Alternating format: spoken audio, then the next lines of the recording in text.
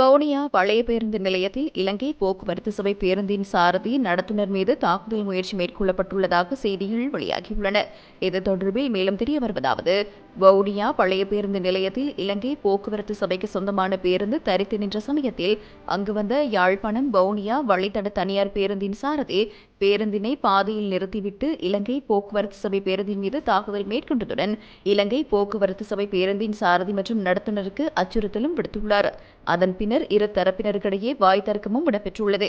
பேருந்துகளுக்கிடையிலான நேர சூசி பிரச்சினை காரணமாகவே இந்த சம்பவம் இடம்பெற்றுள்ளதாக தெரிய வருவதுடன் போலீசார் இந்த சம்பவம் தொடர்பில் விசாரணைகளை முன்னெடுக்க வேண்டும் எனவும் பயணிகள் தெரிவித்துள்ளனர்.